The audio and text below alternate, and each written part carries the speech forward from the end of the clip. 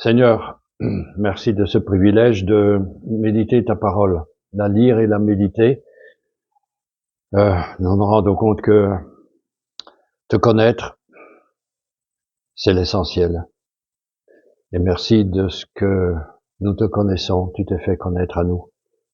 Alors, nous te demandons de nous guider pendant ce moment de méditation, de prédication, et d'ouvrir nos cœurs à ta parole, afin que nous puissions la saisir et te connaître davantage encore, pour la gloire de ton nom.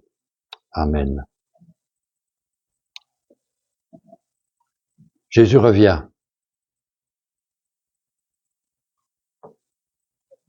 Vous êtes heureux? Ah, ça se voit. Oui, en regardant le calendrier que j'ai à la maison, nous sommes dans le deuxième dimanche, c'est le deuxième dimanche de l'Avent. L'Avent, ça vient du latin advenire, c'est un événement qui va arriver, c'est passé en français. Qu'est-ce qui va en advenir, hein? Bon, Jésus revient, Jésus vient. Et le thème qui était indiqué sur le calendrier, c'était le Rédempteur vient. Le Rédempteur vient. Rédempteur, c'est un mot un peu compliqué en français. Parfois, le français utilise de ces mots. On a besoin d'un dictionnaire pour comprendre. Sans doute que nos frères et sœurs anglophones ont plus de facilité pour comprendre ce mot. Redeem, en anglais, to redeem, c'est payer une rançon, c'est rembourser quelqu'un, c'est payer. Parce que si vous regardez dans le Nouveau Testament, je ne sais pas si vous allez voir le mot rédempteur. Vous ne le trouverez pas, probablement. Du moins, dans ma Bible, je ne l'ai pas trouvé. Mais ça ne veut pas dire que il n'est pas suggéré dans le Nouveau Testament. Il est suggéré. À plusieurs reprises, bien sûr. Bon. Les néerlandophones ont un autre mot qui est plus compréhensible pour eux, c'est Verlosser, c'est-à-dire c'est celui qui délivre, le libérateur. Et en allemand, c'est la même chose, c'est le mot Erlöser, celui qui délivre. Donc c'est plus facile. Le mot rédempteur, on l'entend chanter un peu partout à Noël, dans un chant bien particulier, hein, Minuit chrétien. Mais est-ce que les gens réalisent ce que ce mot rédempteur veut dire? Ça, c'est autre chose. En tout cas, si nous ne trouvons pas le mot rédempteur, nous trouvons le mot qui indique l'acte de racheter. Parce que le rédempteur, c'est le racheteur, celui qui rachète. Et cet acte s'appelle la rédemption. Et ça, nous connaissons. Nous trouvons ce mot dans le Nouveau Testament et nous allons lire par exemple dans Romains 3, versets 23 à 24. Vous le connaissez par cœur.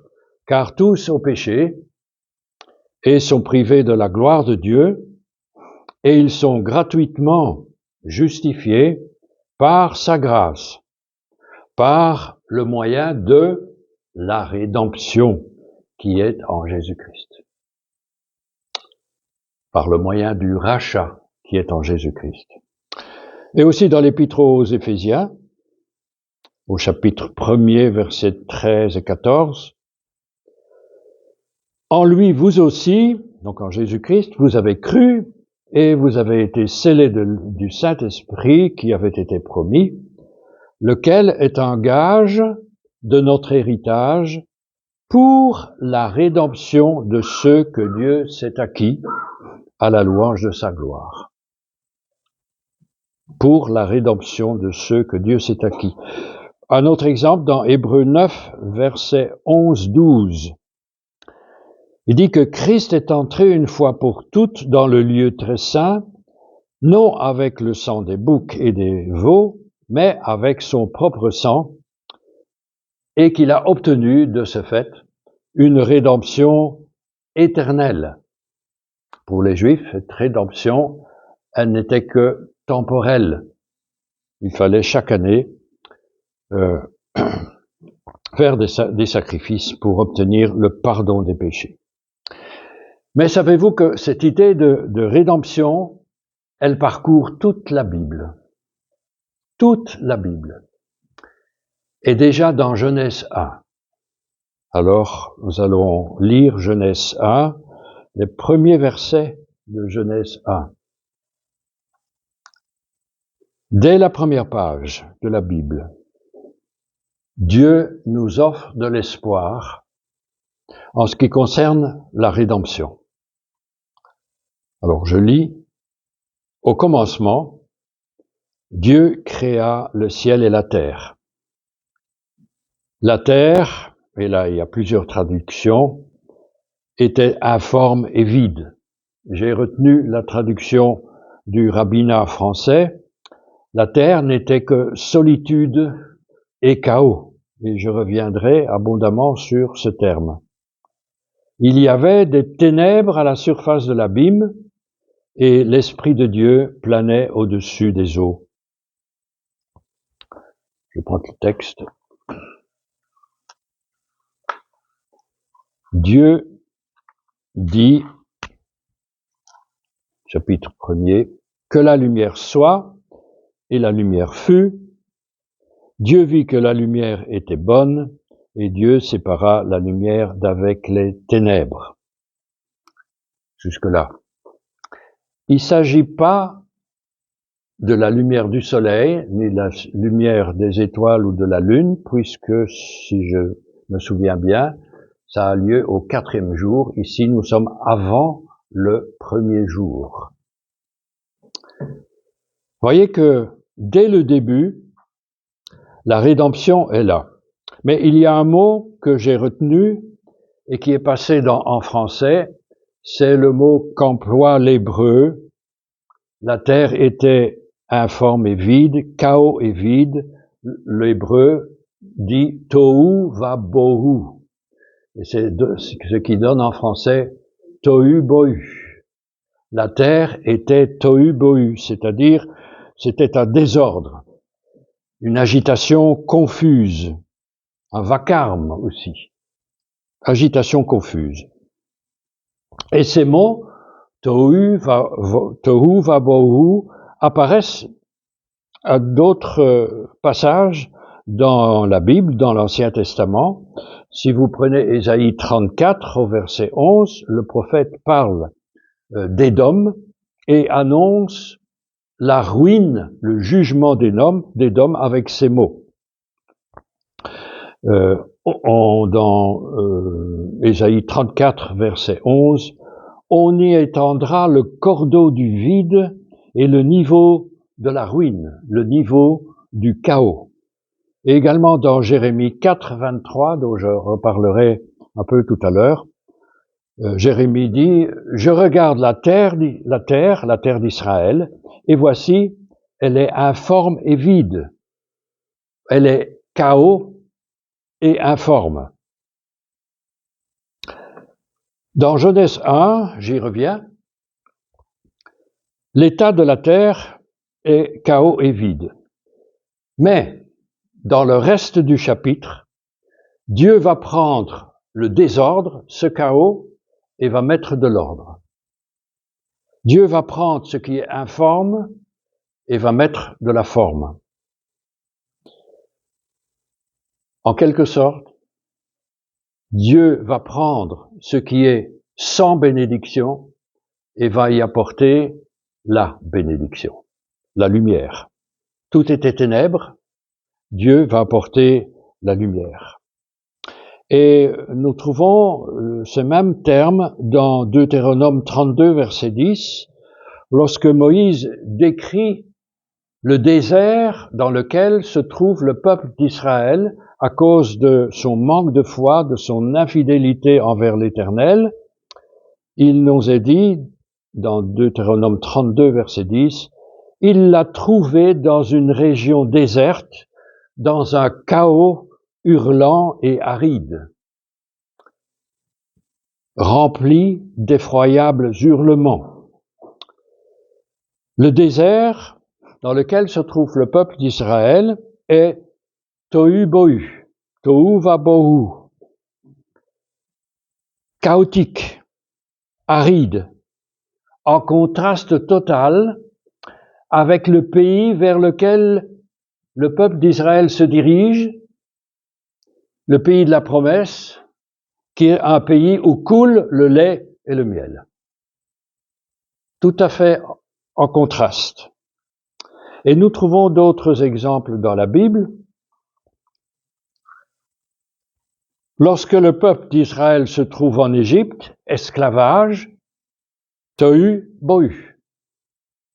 Et là, il y a l'intervention de l'Éternel qui va le délivrer pour le diriger vers ce pays où coule le lait et le miel. Même chose lorsque le peuple d'Israël, à cause de son infidélité, de son idolâtrie, est expulsé de son pays et va en exil à Babylone, il se trouve à Babylone dans le tohu bohu. Mais il y a cette promesse, Ésaïe 43, verset 1, et je vais faire appel à beaucoup de versets bibliques. Ce terme de rédemption intervient. Ainsi parle l'Éternel, ton Créateur, ô Jacob, ton Auteur, ô Israël. Ne crains rien, car je vais te libérer. La traduction seconde dit, je te rachète. Je t'ai appelé par ton nom, tu es à moi. Ésaïe 47, verset 4. Notre Sauveur, la traduction seconde dit notre Rédempteur, s'appelle l'Éternel, le Saint d'Israël. Et dans Jérémie 4, verset 23, c'est la terre promise qui elle-même est tohu bohu. Elle n'est pas la terre où coule le lait et le miel. Elle est à nouveau tohu bohu. Pourquoi? À cause de l'infidélité du peuple. Et Jérémie 4 annonce le châtiment de Dieu sur ce peuple.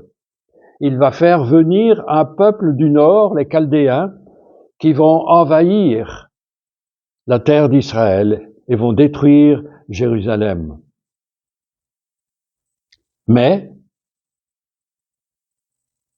le tohu bohu n'est jamais le dernier mot. Ça n'est pas le dernier mot. Et on voit ça dans Genèse 1, bien sûr, pour commencer. C'était ténèbres, Dieu met la lumière. C'était désordre, Dieu met de l'ordre. Jérémie 31 déclare que Jérusalem sera un jour rebâtie. Sous Néhémie Esdras. Que le peuple reviendra habiter cette région. Jérémie 31. L'Éternel délivre Jacob, rachète Jacob, rédemption. Et il le sauve de la main du plus fort que lui. L'Éternel a dispersé Israël à Babylone, mais il y a cette promesse qu'un jour, Israël sera rétabli dans son pays. Et Jérémie lui-même s'est retrouvé dans une fosse. On voulait l'éliminer.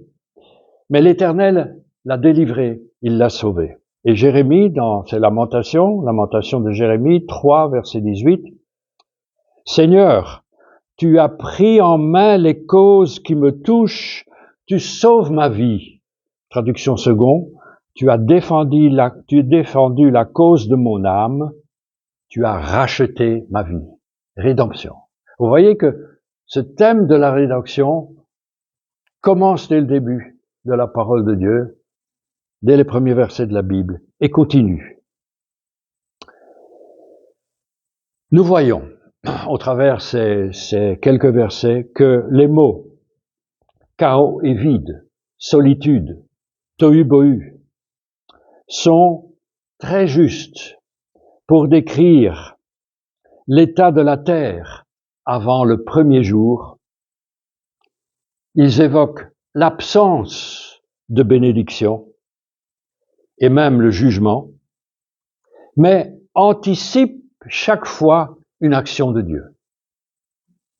Le tohu bohu n'a jamais et n'aura jamais, nous le verrons tout à l'heure, le dernier mot.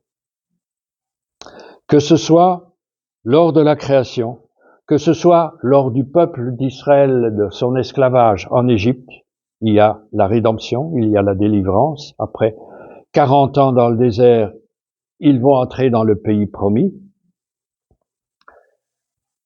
Que ce soit lors de l'exil à Babylone, il y a le tohu-bohu, mais il y a la délivrance.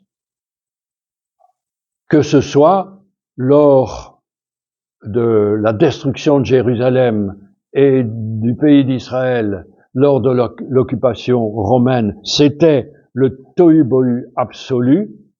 Souvenons-nous que en 132, suite à la révolte de Bar Kova, donc le temple a été détruit en l'an 70, mais suite à la révolte de Bar Kova, Jérusalem a été complètement rasée, on a fait passer la charrue sur Jérusalem, c'était le tohu-bohu absolu. Même les mots à consonance juive ont été éliminés par l'empereur Hadrien. C'est ainsi que Jérusalem est appelée Aelia Capitolina et on a construit un temple à Jupiter Capitolin. C'est ainsi que ce pays ne s'est plus appelé Judée, Samarie, mais Syria Palestina. Et on ferait bien de relire l'histoire pour comprendre d'où vient ce mot Palestine, n'est-ce pas? Donc, le tohu-bohu a parcouru toute cette histoire du pays d'Israël. Jamais le pays d'Israël n'a connu de période de paix, à part 30 ans pendant le règne de Salomon. Et actuellement, en Israël, malgré leur avancée technologique, malgré qu'ils soient au top médicalement ou du point de vue numérique, etc., c'est toujours le tohu-bohu parce qu'ils sont dans la guerre. C'est toujours le tohu-bohu. Donc ces mots sont très justes pour décrire l'état de l'humanité, l'état de la création avant le premier jour, l'état du peuple d'Israël qui, de nombreuses fois, a été infidèle, a été idolâtre, très juste pour décrire l'état de l'homme pécheur. Sans Dieu, dans la solitude, parce qu'il est seul, rien, n'ayant rien. Très juste pour décrire cet état, très juste ce mot tohu-bohu pour décrire l'état de notre monde actuel. Il y a peu de temps, je rencontrais un monsieur qui m'a dit « Notre monde va bien mal, très mal.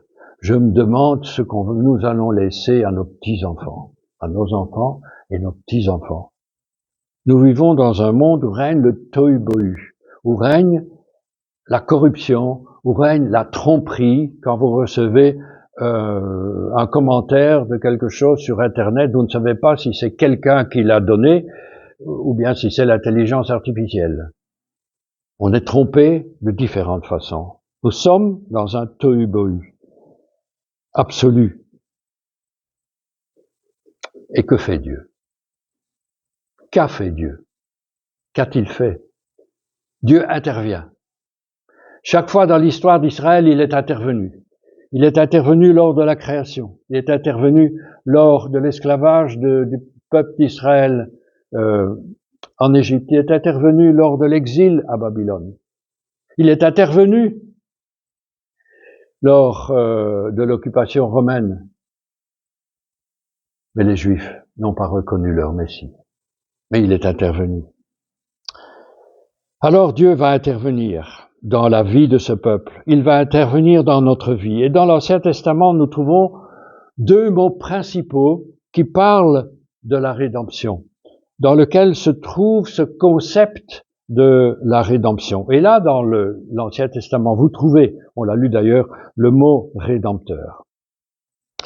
Et le premier mot, le premier verbe, je vais essayer de le prononcer convenablement parce que je connais pas l'hébreu, pas encore, ça viendra peut-être. Le mot Gaal, qui signifie racheter, payer une rançon. Racheter en payant le prix. Nous lisons dans l'Exode chapitre 6. Je suis l'Éternel. Je vous délivrerai des travaux dont vous chargeaient les Égyptiens.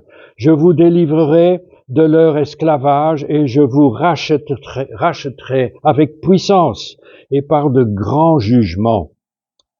Version second 21, je vous délivrerai, je vous sauverai, je vous affranchirai. Donc, l'idée du rachat de l'esclavage dans ce verbe. Dans Exode 15, verset 13, tu guides par ta grâce éternelle ce peuple que tu viens d'affranchir. Tu le diriges par ta puissance vers ta sainte demeure. Le peuple que tu viens d'affranchir, que tu viens de libérer de l'esclavage. Donc, ça, c'est le premier sens de ce verbe.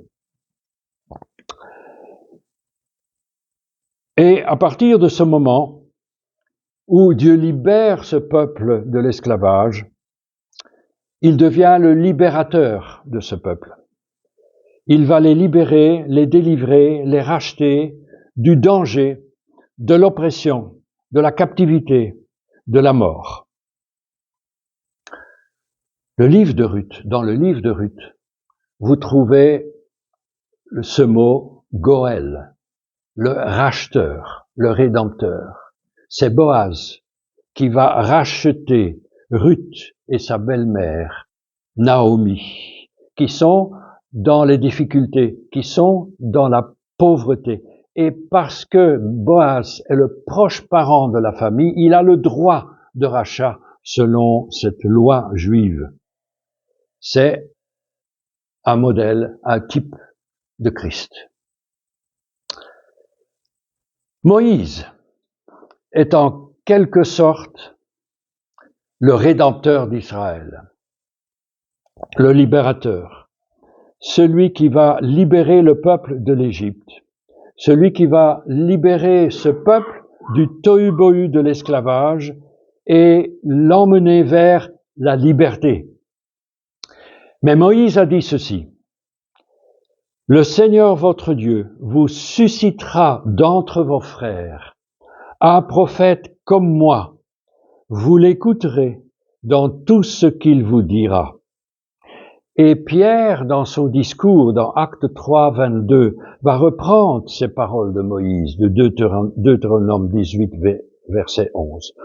Autrement dit Moïse, je vous susciterai un deuxième Moïse, un deuxième libérateur, un deuxième rédempteur, qui sera bien plus grand que moi. C'est ce que dit l'auteur de l'Épître aux Hébreux. Bien plus excellent que Moïse. Et Jésus dira aux Juifs incrédules, si vous croyez Moïse, vous me croiriez aussi. Parce que Moïse a écrit de moi. Moïse a écrit à mon sujet. Qu'est-ce qu'il a écrit? Le Rédempteur vient. Le Rédempteur vient. Et Jésus dira, le Rédempteur, il est parmi vous. Mais vous ne le voyez pas. Vous ne le connaissez pas. Vous ne savez pas le discerner. Parce que vous êtes enfermés dans votre loi, dans votre religion. Le Rédempteur vient. Le deuxième terme qui est utilisé en hébreu, c'est le verbe padar, qui enferme un concept de péché, de verser un prix pour une rançon. Et je voudrais lire avec vous dans la version du rabbinat français, le psaume 49, verset 7. Et puis je lirai le psaume 130. Et voilà ce que ce psaume 49 nous dit. De ceux qui se fient à leurs biens et se glorifient de l'abondance de leur richesse, pas un ne saurait racheter son frère, ni donner à Dieu le coût de sa rançon. Le rachat de leur âme est à trop haut prix. Il faut y renoncer à jamais. Je vais relire ce texte. De ceux qui se fient à leurs biens, à leur richesse, à l'abondance, pas un seul ne saurait racheter son frère, ni donner à Dieu le coût de sa rançon. Le rachat de leur âme est à trop haut prix. Il faut y renoncer à jamais. Autrement dit, il y a quelqu'un d'autre qui doit intervenir pour le rachat de l'âme.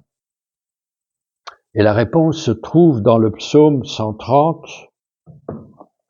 et je vais lire ça aussi dans le texte du rabbinat français. Je vais lire tout le psaume, il n'est pas long. Des profondeurs de l'abîme, je t'invoque, ô Éternel.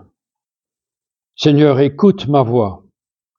Que tes oreilles soient attentives aux accents de mes supplications. Si tu tenais compte de nos fautes, Seigneur, qui pourrait subsister devant toi?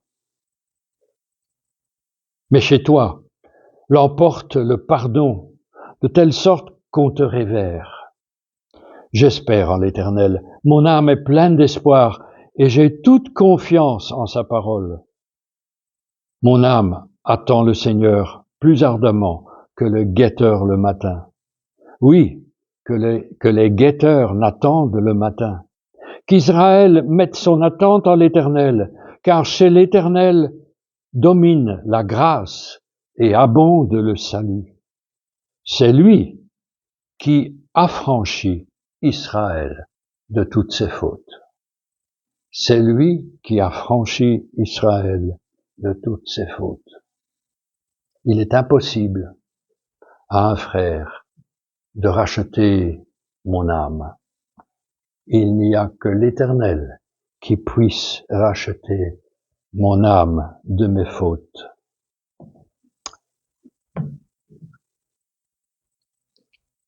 Et ce terme, padar, c'est un terme dans lequel l'idée donc de rédemption du péché est incluse. Un terme qui est associé à la substitution d'un animal, tel que nous voyons dans l'Ancien Testament, comme prix de rançon pour une personne. On trouve ça aussi d'ailleurs dans l'Exode au chapitre 13, au verset 13, où il y a cette loi que l'Éternel a donnée. Tout premier-né des animaux qui t'appartiendront, s'il est mâle, sera à l'Éternel. Le premier-né d'un âne, tu le rachèteras par un agneau. Le premier-né de l'homme, si c'est un de tes fils, tu le rachèteras par un sacrifice. Donc cette notion de sacrifice, de rançon pour le péché. Maintenant, allons dans le Nouveau Testament. Et on traduit dans le Nouveau Testament, dans nos versions, par le mot rédemption, par le mot racheter. Vous avez été racheté de votre vaine manière de vivre. Je ne sais pas si vous le savez, mais il y a en grec, dans le Nouveau Testament grec, et là je connais le grec donc je peux confirmer ce qui est écrit, 3 verbes. Et le premier verbe, c'est agorazo. L'agora, c'est le lieu, la place du marché. Agorazo, c'est acheter quelque chose au marché, ou acheter une personne, un esclave. Et l'apôtre Paul dit en Romains 7, verset 14, que l'homme est considéré comme vendu au péché, comme un esclave vendu au péché.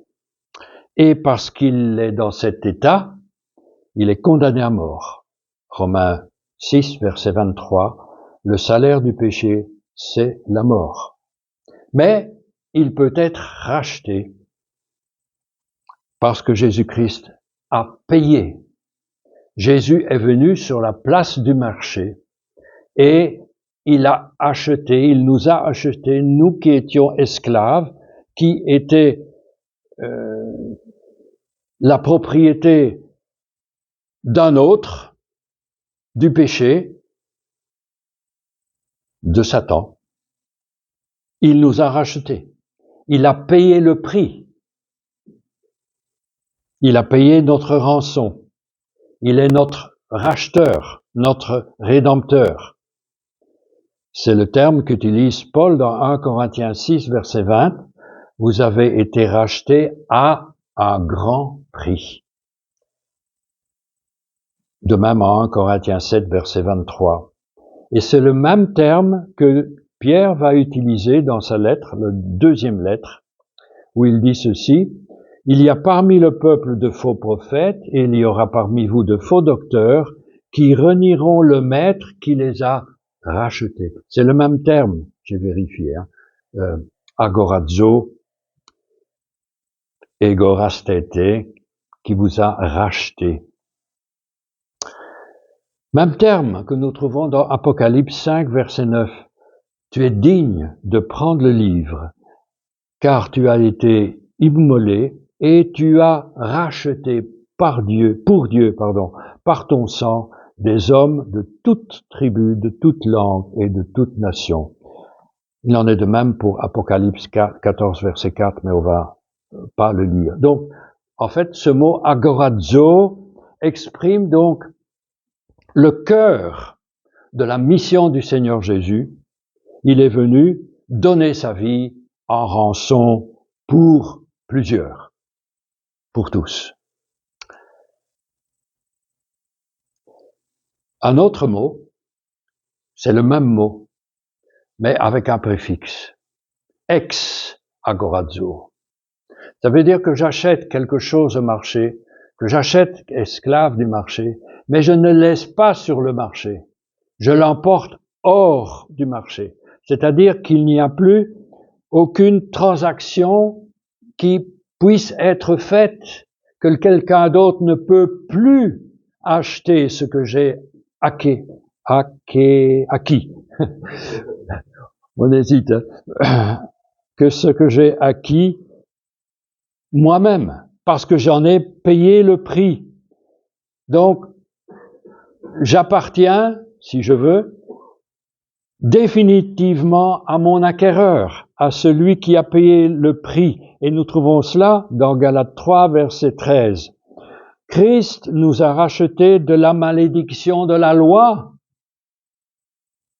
La loi nous condamnait, mais Christ nous a rachetés, ce qui fait que la loi n'a plus aucun pouvoir sur nous. Nous sommes libres de cette malédiction de la loi, parce que Christ a payé le prix et il nous a entraînés hors du marché, hors de la loi, pour que la loi n'ait plus aucun pouvoir sur nous. C'est le même terme qui est utilisé dans Ephésiens 5, verset 16, en ce qui concerne le temps. Racheter le temps, car les jours sont mauvais. Autrement dit, ne vous laissez pas à nouveau être rachetés par autre chose que Jésus-Christ. Ne vous laissez pas racheter par les œuvres infructueuses des ténèbres, dit-il aux Éphésiens. Autrefois, vous étiez tohu-bohu, maintenant vous êtes lumière. Autrefois, vous étiez sans forme, maintenant vous avez une forme. Autrefois, vous étiez ténèbres, vous êtes lumière. Galates 4, verset 5. Lorsque les temps ont été accomplis, Dieu a envoyé son Fils, né d'une femme, né sous la loi, afin qu'il rachète. Nous trouvons le même verbe. Ceux qui étaient sous la loi.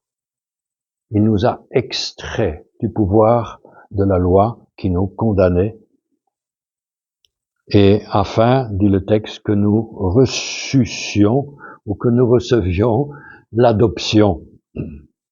très peu utiliser le subjonctif maintenant, hein, afin que nous ressuscions l'adoption. Je pense que la Bible Darby traduit de cette façon, je suis pas sûr.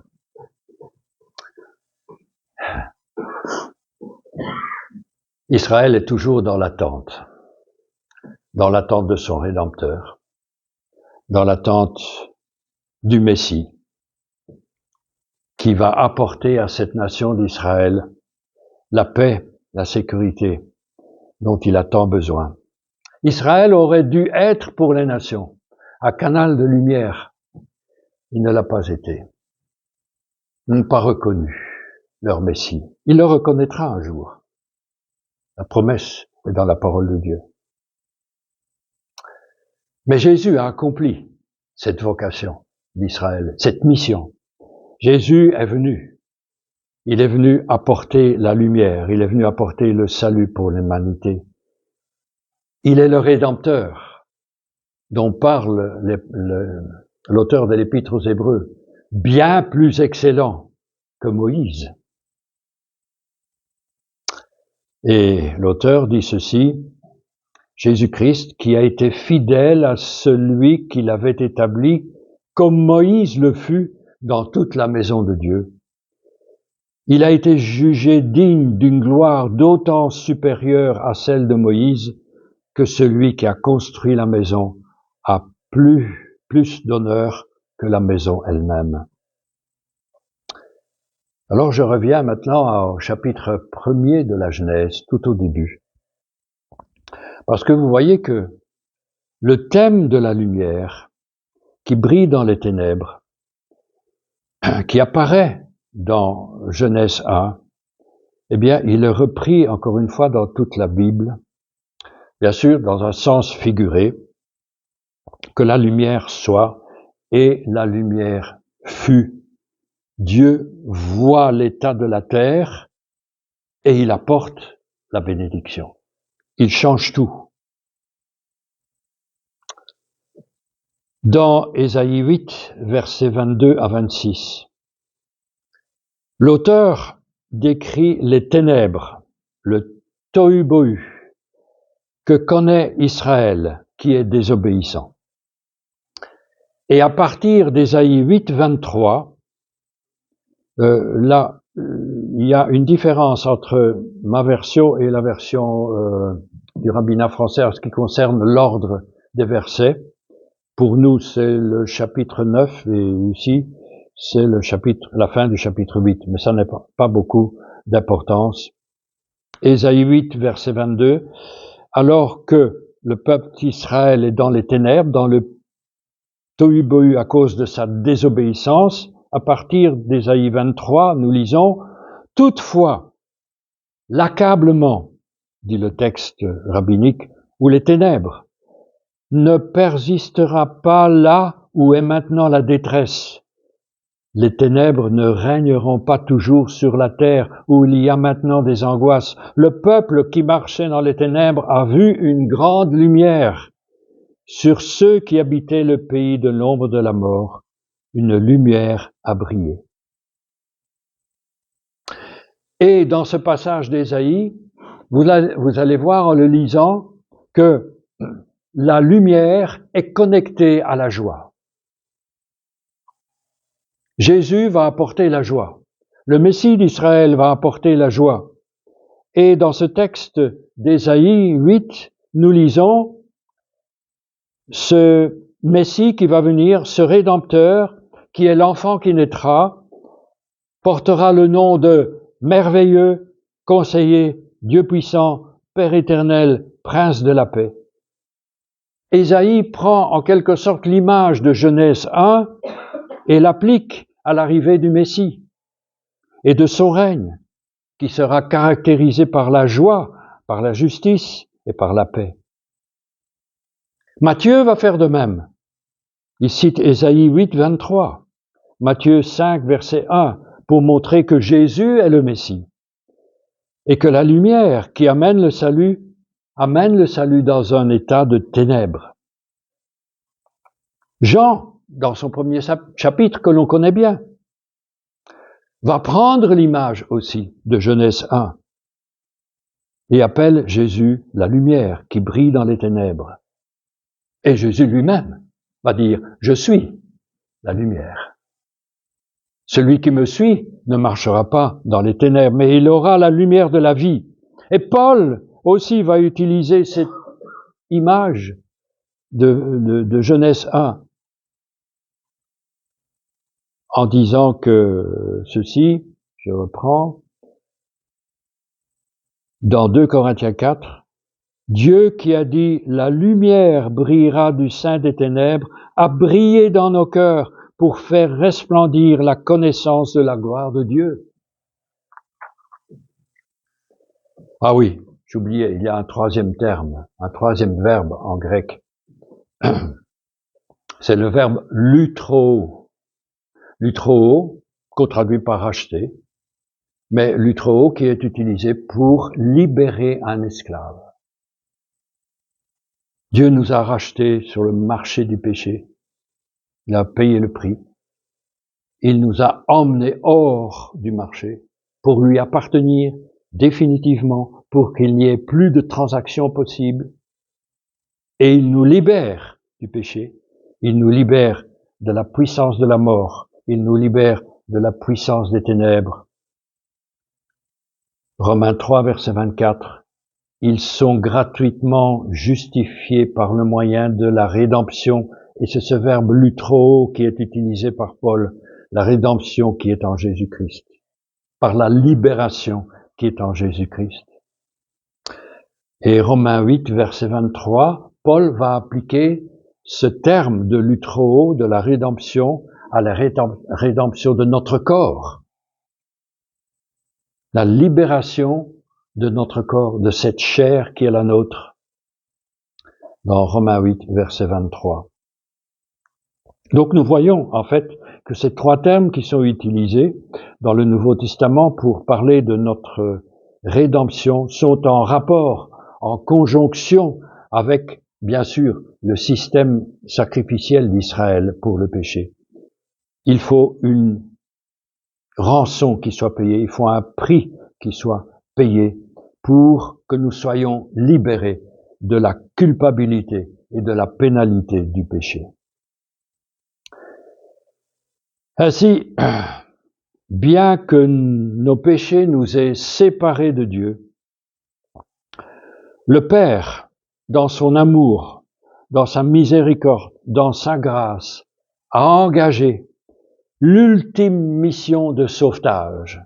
Il n'y en avait pas d'autre, en envoyant son Fils, pour que nous soyons purifiés, pardonnés de nos péchés et que nous soyons libérés des forces du mal, des puissances des ténèbres, libérés du jugement qui était nôtre, du jugement qui devait venir. Il nous fait passer du tohu-bohu de notre vie, du péché à la paix, au repos de notre âme. Il nous fait passer de l'angoisse que nous rencontrons dans nos vies à la paix. Il nous fait passer de la révolte à l'apaisement, à la sérénité. L'apôtre Paul nous dit toutefois que notre rédemption, elle n'est pas complète encore, que nous sommes sauvés en espérance, que le Rédempteur revient. Il vient bientôt. Et c'est par ces mots que notre frère Yves a terminé tout à l'heure, après la scène. Nous sommes dans la période de l'Avent. Nous attendons le rappel de la naissance du Seigneur Jésus. Mais en fait, nous sommes encore dans la période de l'Avent, parce que nous attendons son retour. Alors j'espère que c'est votre espérance. C'est là l'espérance de tout chrétien, et nous l'avons chanté. Le Rédempteur vient bientôt. Et il nous est recommandé de veiller. Veiller et prier, parce que vous ne savez pas le jour ni l'heure.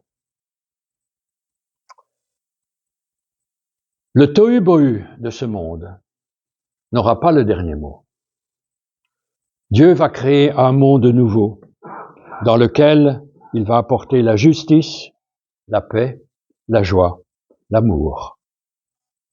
Dans ce monde où nous sommes, nous pouvons distinguer sa gloire, bien qu'en regardant la création. Mais la création, elle soupire après la rédemption. Elle soupire après quelque chose de nouveau. Elle subit les douleurs, comme le dit la Bible, de l'enfantement. C'est ce que nous sommes en train de vivre.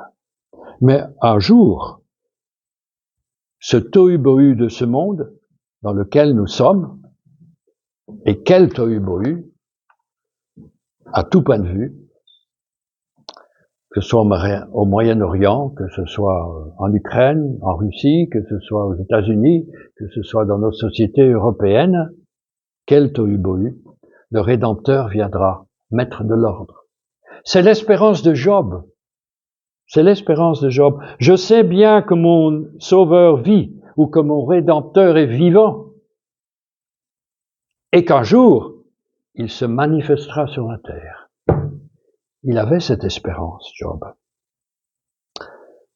Apocalypse 21. Plus de larmes, plus de douleurs, plus de deuil, plus de cris. La mort ne sera plus, car les premières choses seront passées. Elle sera anéantie pour toujours. Osée, le livre d'Osée, chapitre 13, verset 14, en parlant d'Israël, « Je les rachèterai de la puissance du séjour des morts, je les délivrerai de la mort. » Et Paul nous dit dans 1 Corinthiens 15 que la mort sera réduite à l'impuissance. Le prophète Ésaïe parle d'une huile de joie au lieu du deuil, d'un vêtement de louange au lieu d'un esprit abattu. Les rachetés de l'Éternel viendront à Sion avec chant de triomphe, et une joie éternelle couronnera leur tête. Le tohu-bohu aura fait place à l'ordre, à la lumière. Ésaïe 6, je ferai de Jérusalem une pierre d'achoppement pour toutes les nations. C'est ce qu'elle est maintenant. Non, je ferai de Jérusalem mon allégresse pour toutes les nations. Et mon peuple sera dans la joie. On n'y entendra plus le bruit des pleurs et le bruit des cris. Mais en attendant, nous sommes toujours là, dans ce monde de tohu-bohu. En attendant, ces situations que nous pouvons vivre dans notre vie de tous les jours nous invitent justement à appliquer ce verset de Genèse 1 dans nos différentes situations, dans la maladie, dans le péché, dans l'anxiété, dans nos problèmes familiaux, dans nos problèmes d'église. Nous avons vécu du tohu-bohu dans l'église, mais Dieu veut mettre de l'ordre. Il veut, ce qui est informe, il veut donner une forme. Ce qui est ténèbres, il veut mettre de la lumière. Il œuvre pour le bien de son peuple. Il œuvre pour le bien de l'Église. Application pour nous aussi, très importante, dans Philippiens 2, verset 15, c'est par là que je vais terminer. Paul dit ceci aux chrétiens de la ville de Philippe, afin d'être irréprochables et purs, des enfants de Dieu sans reproche, au milieu d'une génération perverse et corrompue. C'est le cas. Parmi lesquels vous êtes, oui, mais parmi lesquels vous brillez comme des flambeaux dans le monde. Alors, nous devons refléter la lumière du Christ. Que le monde, que nous puissions pas donner au monde un exemple de tohu-bohu, mais que nous puissions apporter notre belle manière d'agir et qu'ainsi, ces gens que nous rencontrons puissent célébrer la gloire de notre Père Céleste. Soyons des lumières. Seigneur, nous te bénissons pour ta parole. Merci de ce rappel à l'ordre que nous devons être des porteurs de lumière. Et pour cela, Seigneur, tu nous invites à veiller et prier aussi parce que tu reviens bientôt. Et qu'en attendant ton retour, nous puissions être vraiment ces porteurs de lumière.